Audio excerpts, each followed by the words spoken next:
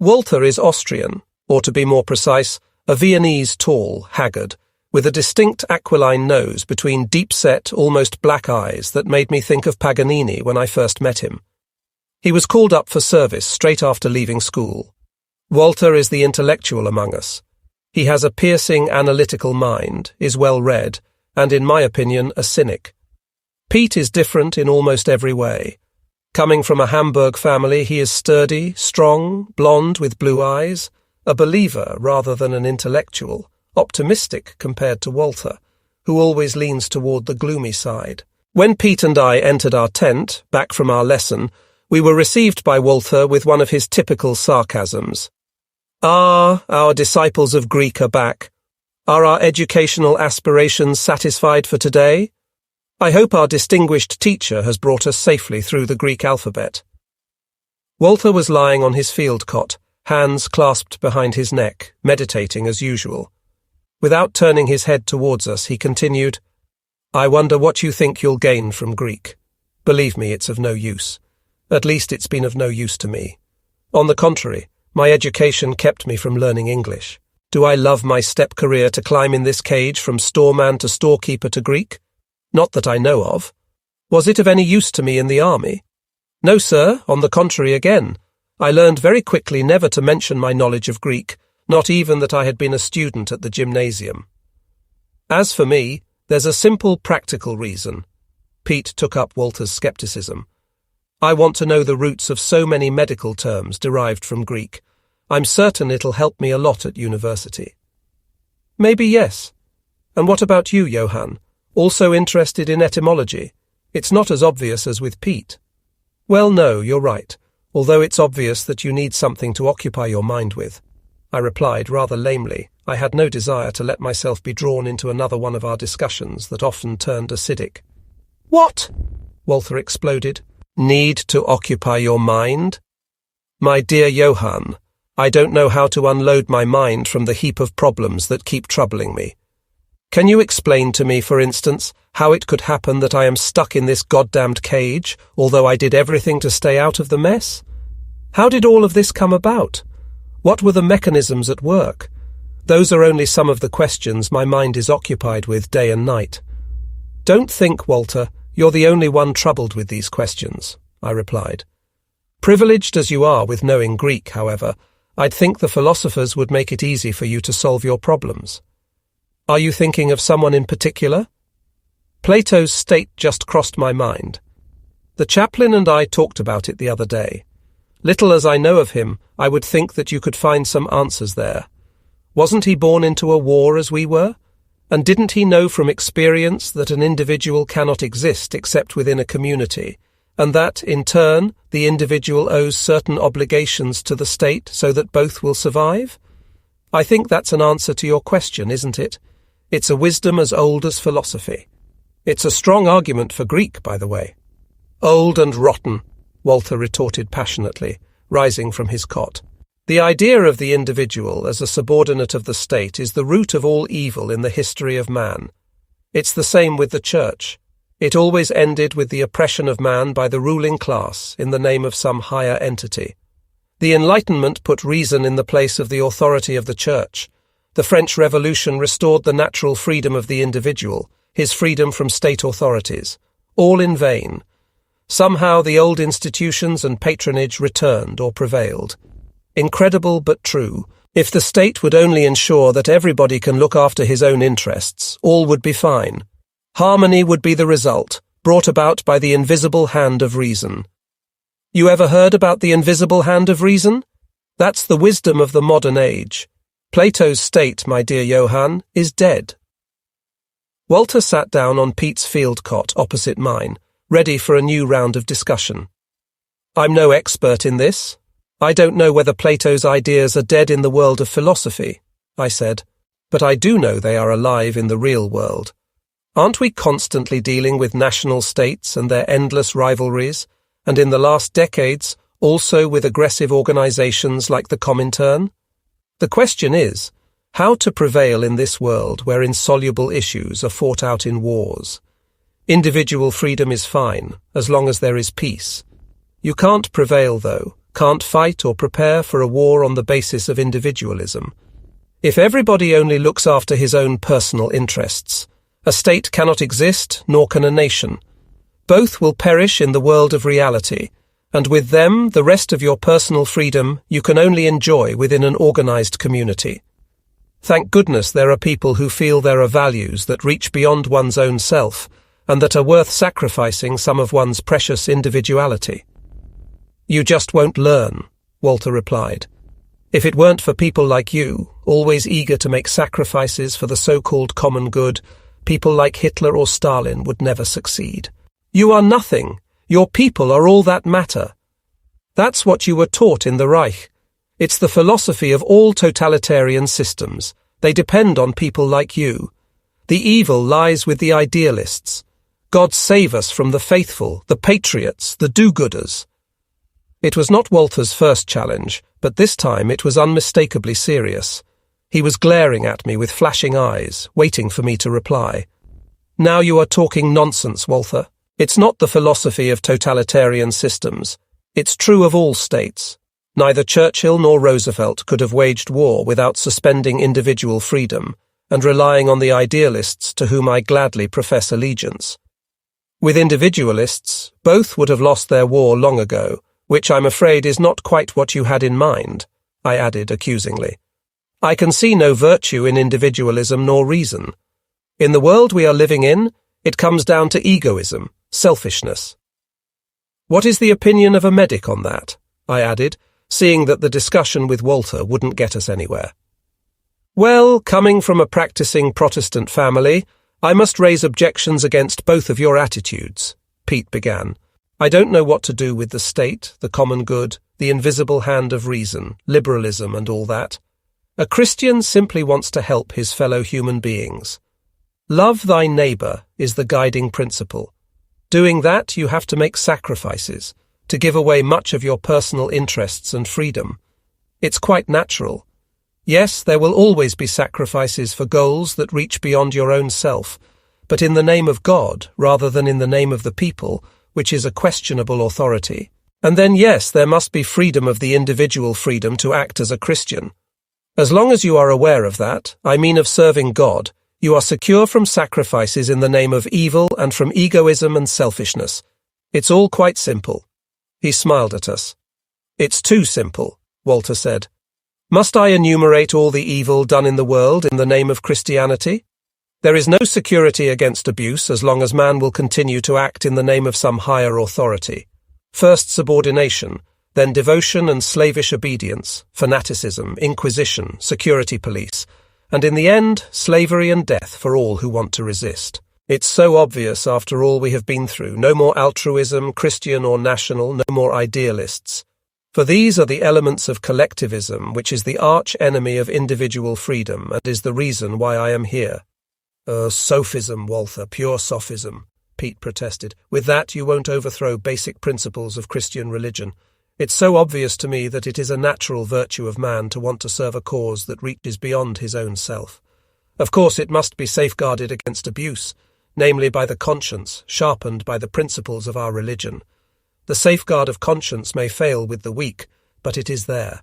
It's the true and natural authority within ourselves. I have severe reservations, Walter, I said. Nothing of your chain of events was bound to happen, nor were there events linked together by altruism and idealism. There always were so many factors and vectors involved, each oscillating continuously from weak to strong, that any outcome, the obvious as well as the inconceivable, is possible. I simply can't accept the view that with National Socialism it was clear from the outset where it would end. Anything could have happened, even peace after the Anschluss, and perhaps even after our campaign in Poland and France. All the same, one lesson is clear. Never again must there be any public authority without active popular control. In writing down the details of this discussion, it becomes quite clear there is much truth in Pete's view. There must be some reasonable combination of altruism and individualism to combat both egoism and collectivism. The core of individual freedom must be preserved under all circumstances, even in war. And there must be no such thing as unconditional commitment. I think that is the lesson we learned from our experience, perhaps partly out of an intellectual thirst, and partly from a desire for more congenial surroundings. I suddenly wished I were at Hardenberg in my grandmother's library to have a closer look into Plato's state and into the philosophers of the Enlightenment. The messenger stood before us. We hadn't noticed him in the twilight that enveloped the snow-covered woodland. The motionless white figure seemed a mere part of the frozen environment, leaning against a fur, helmet and parka covered with a hooded snowshirt, his right arm resting on the black barrel of the machine pistol that hung horizontally under his shoulder. Even now, pushing himself off the trunk and coming closer, his face could barely be seen. Only his eyes were visible under the brim of his helmet as he watched our small group. We were assembled on the path leading to the front line. I started to report, name, rank, and assignment. The messenger made a motion of his hand to indicate that I should lower my voice. He spoke softly when he greeted us and shook hands with me and the other 4 replacements. I was to go with him to the Hauptkampflinie, HKL, the main combat line, but first we had to take the other 4 to the Mungo emplacement, which was nearby. He pointed to the right where the path disappeared between the birch trees and the firs around the foot of the little hill. It was the first time I heard mortars called Mungos. As we were taking up our gear, one of our group let his rifle butt clank against his metal gas mask container. The messenger quickly stepped up to the man, took his rifle off his back, arranged it under his right shoulder so that the barrel pointed down, and gently laid the man's hand on top. I understood that the Russians were within earshot, and now, for the first time on this day, I noticed how still everything was around us, a frozen stillness that seemed to be the very nature of this strange terrain. The messenger motioned the group to the path, and we set off in single file for the Mungo emplacement. He pointed up the hill. Right over there, behind it, is the HKL, he said. On the hill, the thin stand of firs and birches stood out, still and black, from the snow and the semi-darkness of the sky. The mortar platoon emplacement was almost invisible. Only when standing in front of a ditch leading to an entrance did I realize that the flat mound on top of the burrow was the top of a snow-covered bunker. The messenger and my 4 companions disappeared in the first bunker, leaving me waiting outside for a while. We had come with the mules. From the rear echelon up to here, it had been a march of about 2 hours, trudging along the supply trail in single file. The mules accompanied us with their warm smell, their soft snorts, and the creaking of the wicker baskets that swung at their sides in the rhythm of their steady pace. After a while, I was lulled into a semi-hypnotic state, strangely possessed by a monotonous song I had heard at Oulu, the seaport, trivially romantic stuff. We have landed there at Oulu, our dreams sank into the sea. It expressed the sentiments of those who saw themselves, against all their zealous expectations, banished to the ass of the earth, as this remote Arctic region generally was regarded. For the last kilometre, we had been on our own. The mule drivers had stayed back and described the way to the spot where we would meet the messenger. And yet, standing here in the darkness at this strange place, I felt I hadn't arrived yet. I was still somewhere in between a former and a future existence. I had seen the contrast of both when, more than a week ago, we were putting out to sea and were watching the coast of East Prussia disappear in the night. I had been there at that coast 6 years ago, in the sun on the beach of Palmnicken, with Nick and the other boys of our hiking group. I was diving for amber then, in the surf again and again, and I would throw the pieces I had found on the hot sand, proud and full of joy. Now, leaving the coast on a troop ship, I understood that now it wasn't time for fun on the beach. It was a time to serve, a time of duty. It was as if I was leaving somebody back on that coast, an old acquaintance of mine whom I hadn't seen for quite a while. There were other strange moments on the way to the front, when our ship was manoeuvring through the marvels of the archipelago off Lurku, and we were looking over the railing down on the numerous green islands adorned with little red-painted huts and boats, when we were amused at the toy-like wood-fired locomotive that was to take our train to the north, and when, eventually, after our arrival at the port of Oulu, we were sitting in our huts together with our comrades. All were but fleeting phrases in the prelude to my new life. There, at our base at Ulu, we had received our new equipment, winter uniform items in particular. The camp was in a grove at the outskirts of the little town. The camp consisted of dispersed huts, and the aromatic smell of wood smoke filled the air. The first snow of the early winter decked the ground throughout the camp. In the few evenings, while waiting for our transport, we sat in the canteen, drinking and singing, sometimes being joined by some of the veterans of our division's motorized infantry battalion, located in reserve there. On the third morning, I had seen off the first batch of replacements to the front. They were a resolute pack of young volunteers sitting in the rear of the trucks, with eager faces under their helmets, framed by the fur-lined hoods of their parkas, rifles upright between their knees.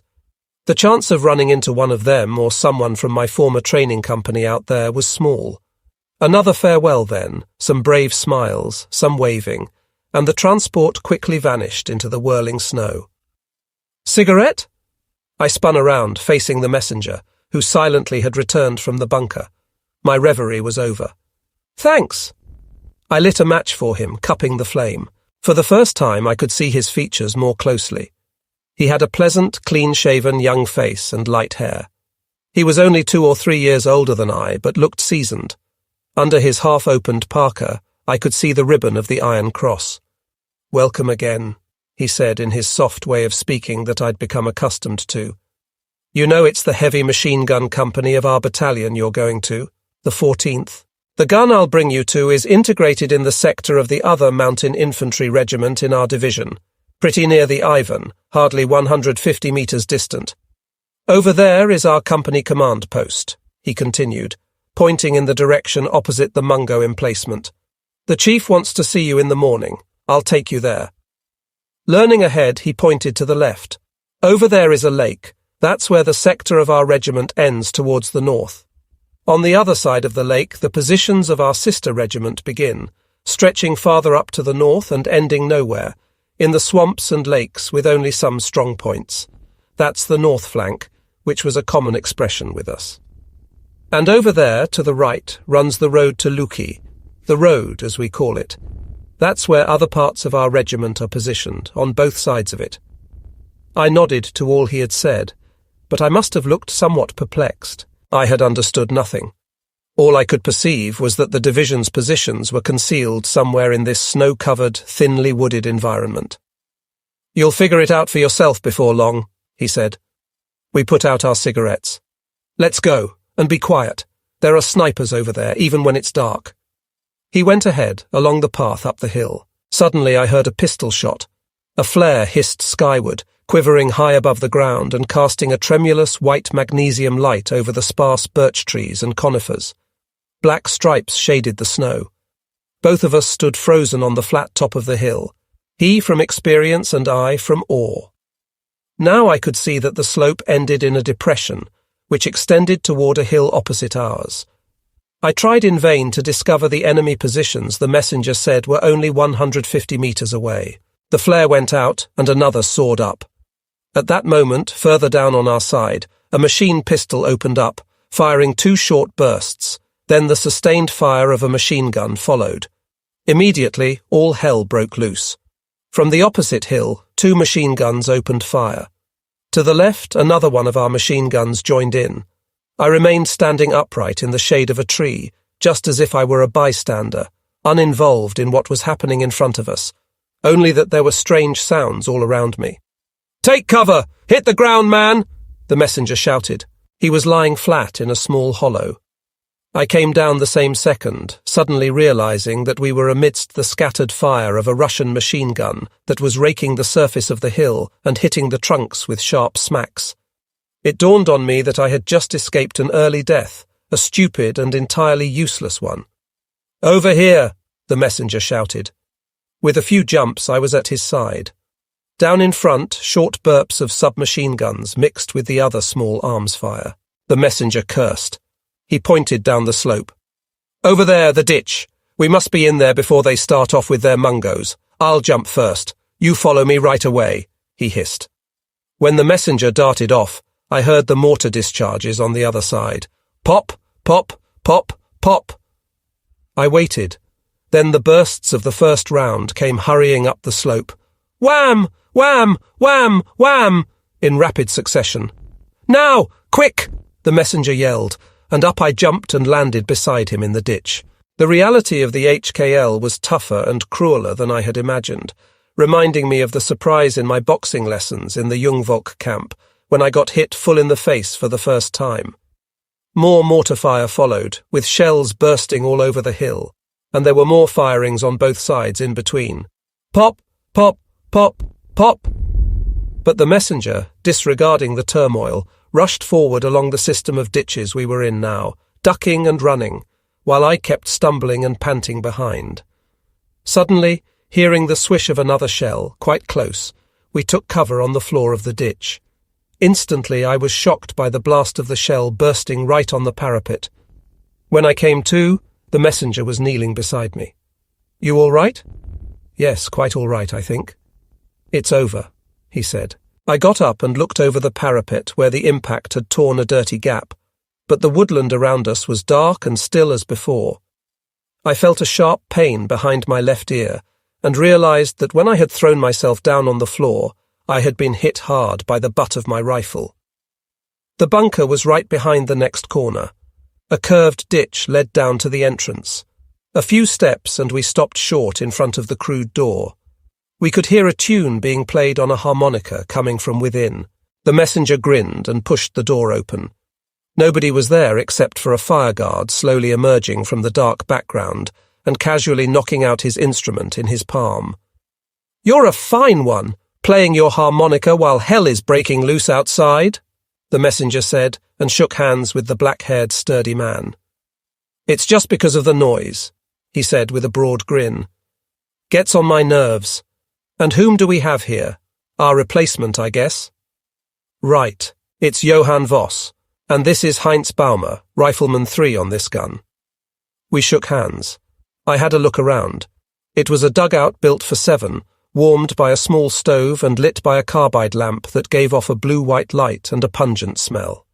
In the back, squeezed under the low ceiling of thick logs, were some bunk beds, crudely joined together by spruce sticks and sprigs. The side walls were also solid blocks of logs. There was a neat gun rack, a little table, and 2 benches around it. On the walls, all sorts of equipment were stashed. Ammunition, clothes, felt boots, and among others, 2 expended artillery shell casings connected with the outside by a string. The others returned in a moment. First in was a group of 3 with white-covered helmets, their faces flushed with excitement, and all armed to the teeth. They squeezed themselves through the narrow entrance with easy, practiced movements. The silver runes on their right collar patches glinted in the light of the carbide lamp. They were all talking at the same time, animated by the short fight. I gathered that a Russian patrol must have been lying for hours in the snow, not far in front of our positions, to wait for its chance to jump into our ditch. One of the 3 who had just come in, a blonde one called Schmidtchen, recounted in a strong Caln accent how he had been on guard, had fired the flares, and then was lucky enough to kill the first one of the patrol. The Russian had jumped up right in front of him, but entangled his submachine gun in his own snow shirt, and enabled Schmidtchen to get the better of him. The other Russians had been caught by our machine gun fire, and, with their attack stalled, the rest had taken flight, probably with some casualties. The 3 of them removed their helmets and stashed their rifles into the rack. 2 others were still out in the ditch, one they called Der Alte, the old one, and their first gunner, named Heinrich. I was standing in the background by a bunk. They hadn't noticed me. Then I saw Der Alte coming in. A submachine gun hung across his lean figure. A pair of deep-set eyes peered out under the brim of his steel helmet, and a wide mouth formed 2 strong parallel lines above a square jaw. It was a face like a woodcut. "Attention!" he called while he slowly filled his 2 pouches with new magazines for his machine pistol. "Order of the chief. You stay as you are, all of you. No taking off your boots, no sleeping, absolutely no schnapps. Ivan might try again before long." He had spoken in a calm, commanding voice, salted by a very strong Upper Silesian dialect, his protrusive Adam's apple bobbing up and down his long throat. He was the leader of this gun section, about 25 years old, one of the old guards who had joined up before the war. Just as I was going to report to him, he spotted me. "Hey, soldier, who are you?" The others, too, then noticed me. The messenger had already left. I went forward, saluted, and reported for duty. His salute was casual. A thin smile went over his face. Perhaps my report had turned out a bit too snappily for these wizened combat veterans. He sized me up. Both of us were feeling the certain difference between the old and the young volunteers. His manner was neither cold nor warm. His nickname, though, appeared quite appropriate to me, as he obviously was the oldest and the most seasoned of the squad. His stern, nutcracker face also matched with the name. He seemed to enjoy considerable natural respect among the men of his squad. "Put your things on the bunk in the upper left. In case of an alarm, don't come out, under any circumstances." And turning to the others, "Take care of him."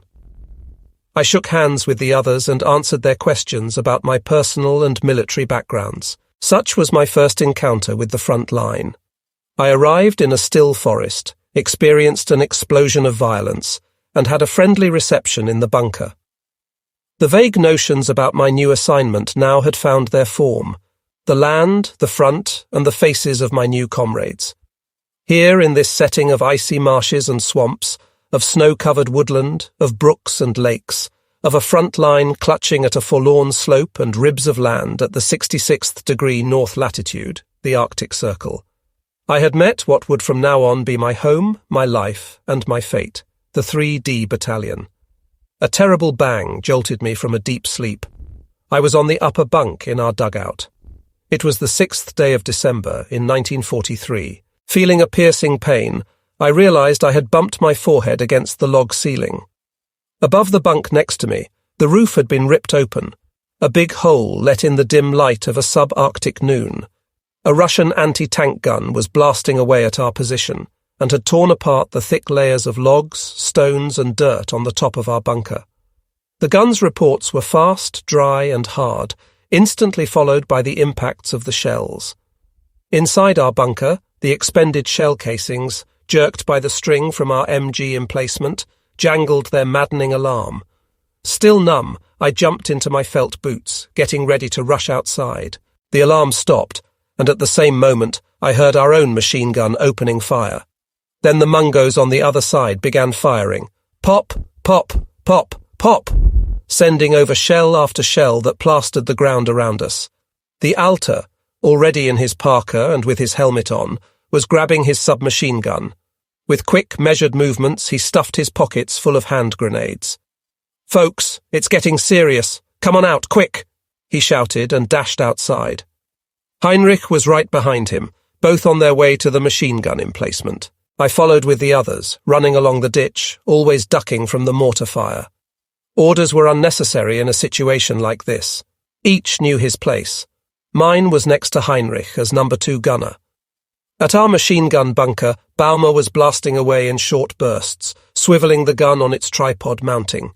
The anti-tank gun was silent. It had disappeared behind its camouflage. The Russian Mungos went on firing. Ours had joined in too. We could see their rounds' impact on the enemy's position. The roof of our emplacement had been hit by the Russian anti-tank gun, but neither Baumer nor our machine gun were harmed. Together with one of the 12th Company's machine guns, he had repelled an assault of a Russian patrol to the left of our gun position. When Heinrich and I took over, we could see some white-clad figures withdrawing, every other second jumping up, running, and quickly taking cover again in a deep trail they had flattened in the snow, while stealthily creeping forward all night. 3 bundles remained lying in the snow, indistinct, not far from our barbed wire entanglement. The firing stopped for a while. The white patrol disappeared into a stand of spruce and birches. Quickly we changed the hot barrel. I took another belt from the ammunition box and loaded it into the breech of the gun. "Everyone all right here?" a voice behind us asked. I turned around. The officer on duty had entered our bunker. With him was Oberscharführer Schaeper, our platoon leader. The two were in full gear, submachine guns across their chests, white-covered helmets on. They couldn't have been more different in appearance, though. The officer, Untersturmführer Manhard, was a platoon leader in the 12th Company of our regiment. I had never really spoken to him. He was a handsome man, lean and young, about Philip's age. When he walked through the trenches, it was with a markedly springy gait. Now, in the narrowness of the bunker, I saw his face close up and noticed under the rim of his helmet eyes that were full of willpower and resolution as they peered out through the embrace.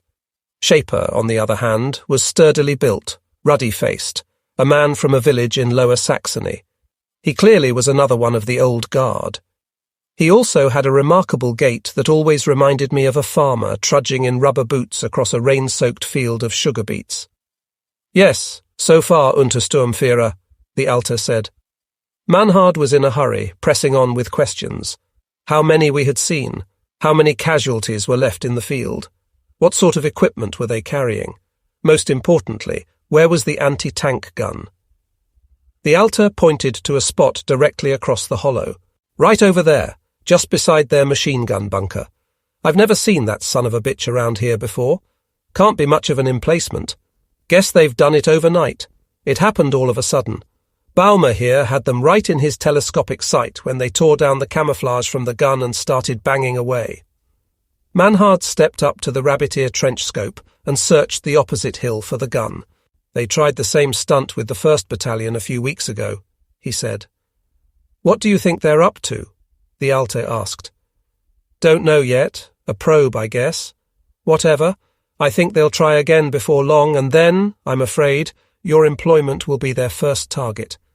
Listen, at this distance they'll blow the whole bunker away with that gun if you let them.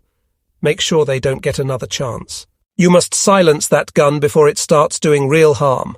Don't let them out of your sight. I'll request special fire support from our Mungos." With that he departed.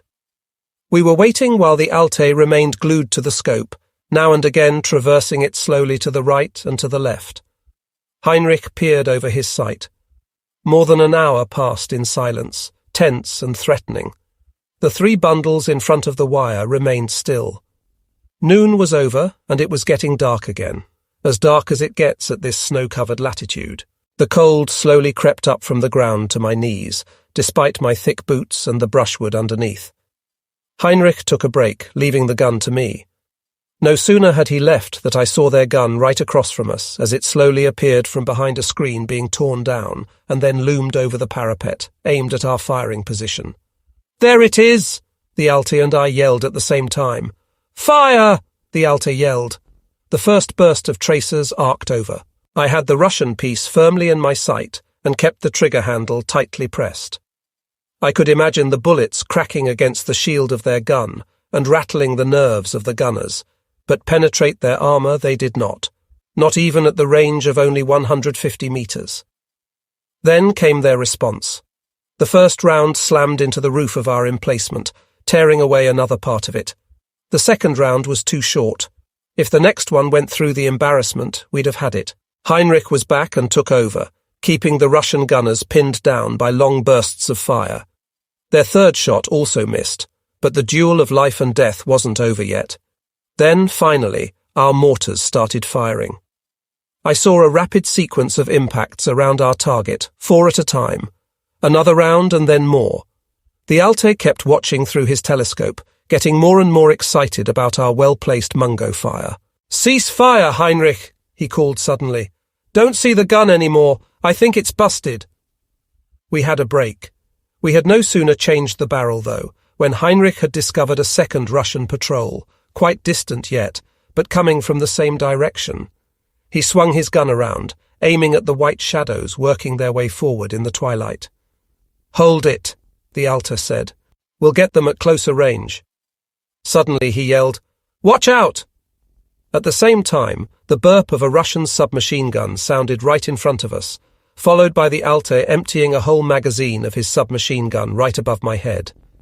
One of the 3 Russians lying in front of our wire had crept forward, waited for his chance, and, trying to accomplish what had gone wrong before, had leapt to his feet. The Alter had spotted him almost too late, but shot him just in time. The Russian soldier collapsed, his body twisting as one arm became caught in the barbed wire. Then he lay still, his arm remaining raised as if in remonstration against his own useless act of bravery. At the same time, our defensive fire broke loose. Heinrich blasted away with his gun, and our mortars plastered the no-man's land.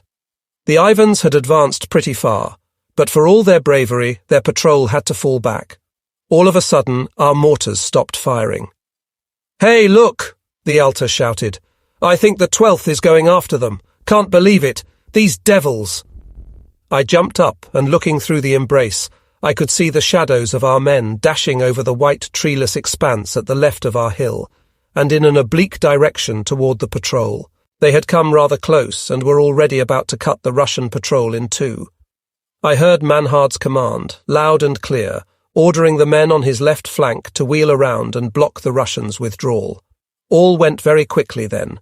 Shooting and storming, they broke through the patrol in no time, herded the last of the Ivans together, and were already well on their way back with them before the Russian Mungos opened fire. Afterwards, the forest was as still and as dark as it had been in the morning. It was late afternoon, and I remained on guard for the next hour. The Alte came by to tell us there were no casualties on our side. As I inhaled deeply on my first cigarette, the tension gave way to the feeling that this was the place where I wanted to be in this time of war. Upon my return to the bunker, the men were in high spirits. Mail had arrived. Under the circumstances of our crowded dwelling, it was inevitable that mail, to a certain extent, was a public affair rather than a retreat into privacy. A bottle of cognac, part of the monthly ration for each of us, was standing next to the carbide lamp. Letters and photographs were passed around. Some of the men were still cleaning their weapons. I was met with a special welcome since I had received a parcel from home, and everybody knew they would somehow participate. When I opened it, I could hardly believe my eyes. It was a St. Nicholas parcel from home with everything in it that used to be in our shoes on the morning of the 6th of December when we were children. Biscuits, nuts, chocolate, twigs of spruce with red bows and some little gift-a-knife, a notebook or what have you.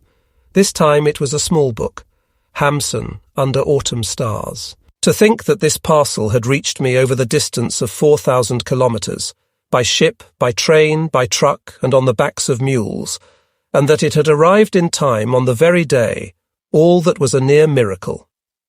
Outside the frost had increased. The little stove roared, its top red-hot. Our spirits escalated after another bottle of cognac had come to the table.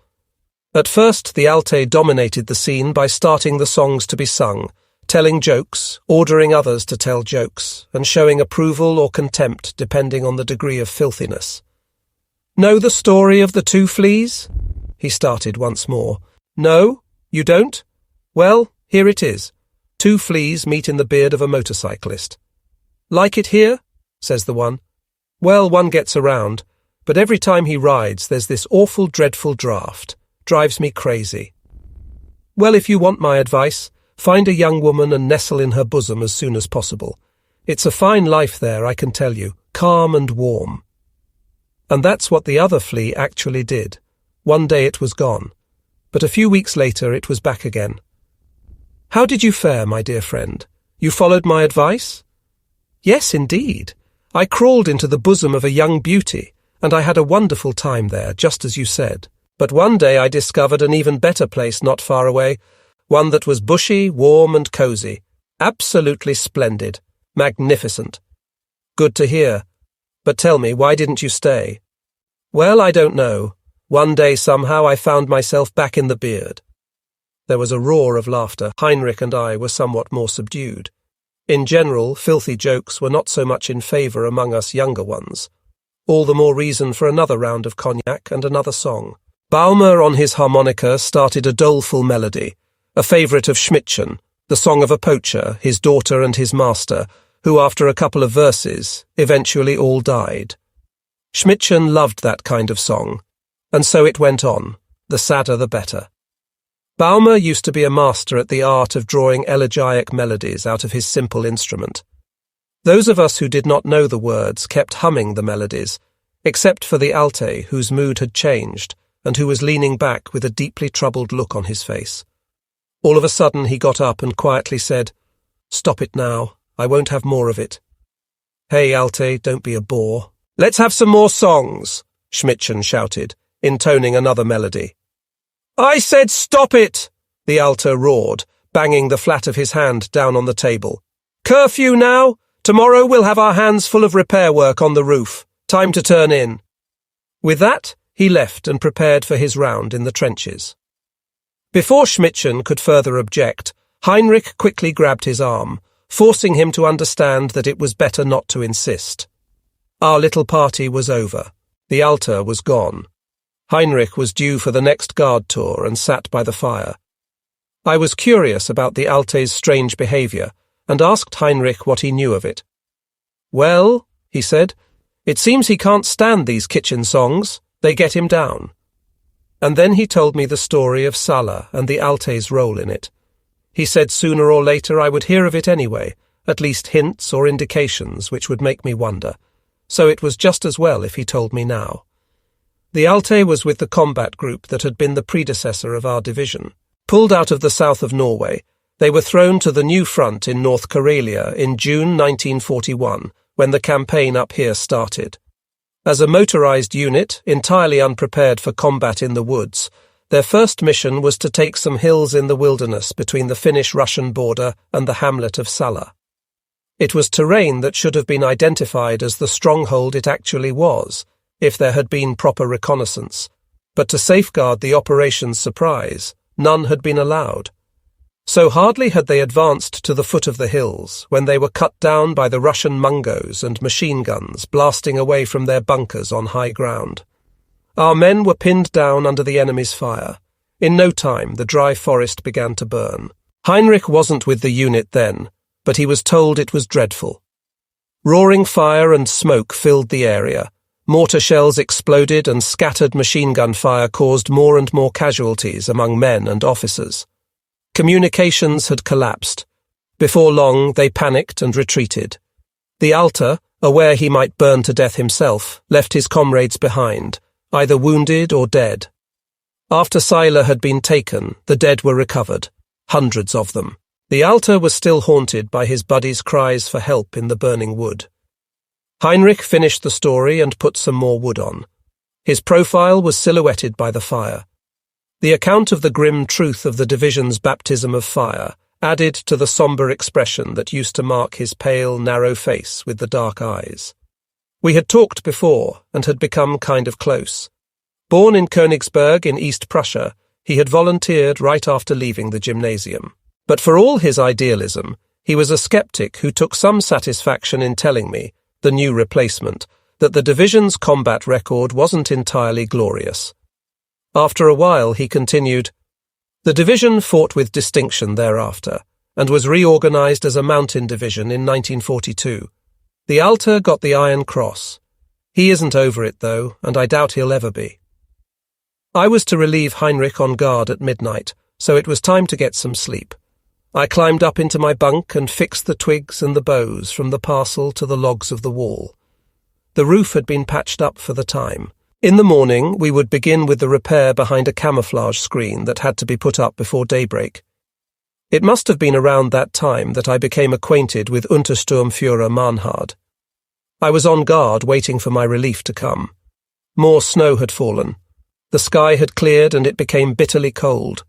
We had slipped into that season when nature goes numb with cold, and when the men on both sides fight the frost as their common enemy. Even minor negligence could cause frostbite on the extremities, ears and noses. On guard, standing on layers of twigs of spruce, we were clad in felt boots, padded trousers, fur-lined anoraks, snow shirts, huge mittens, our heads protected by a woolen mask with holes only for the eyes and mouth, looking like fat market women rather than young soldiers. Beyond such hardships, though, there were winter days and nights when this strange land presented itself in great glamour. I had already seen northern lights of immaculate beauty, a huge gleaming, dancing, wavering and flickering of marvellous forms and colours, captivating us earthbound dwarfs and belittling our belligerent doings. At noon on that day, the sun had, for a short time, risen above the horizon and made the snow glitter and sparkle, even around the dead Russian's upright arm by the wire entanglement. On his round through the trench, Shaper was about to leave our gun emplacement when he told me I was to see Mahnhard in his bunker on my return from duty. "Seems to be personal," he said. I wondered what it could possibly be. As it turned out, he and Shaper had been in our bunker before to talk to Alta. There he spotted my Hampson book left on the table and inquired to whom it belonged. "I'm very glad to have someone in the neighbourhood who reads Hampson," he said with a handshake after I had reported to him. I saw him for the first time without his helmet or cap. Immediately I thought of Philip, different face, same type. On his tunic he wore the EKY and the Verwundeten Abzeichen, which was very unusual. "Have you read more of him?" "Growth of the Soil," I replied. "I'm very fond of it." "So we've something in common," he said. "Sit down and tell me about yourself." I briefly told him about my background and learned he was from Munster, Westphalia. He asked me to lend him my Hampson, saying that there was a special reason for his interest. He was going to be assuming command of a company of the Division Reconnaissance Battalion up on the north flank, where they would be operating together with the Norwegian volunteers. I wasn't aware of Norwegians in our division, and my curiosity was aroused. He explained they had volunteered for the cause of Finland, first forming a company and then having grown to a full battalion, SS Battalion Norway. They were experts on skis and fully mastered that inhospitable terrain. The north flank was about 30 kilometres north of our location, Manhard said, with no coherent front line but merely a few outposts and strongpoints of various sizes. These were built for all-around defence with lots of ammunition and rations, all spread out over a vast terrain of swamps, lakes, woodland, and some forlorn huts. Warfare in that region primarily meant patrolling the no-man's land. He had been stationed there before he went to the officers' candidate school and was familiar with the terrain. All that fired my imagination. Noticing my interest, Manhard casually remarked, "Sounds like you are interested in joining one of those patrols?" "Sure, why not?" I said idly, not knowing that this was to have important consequences.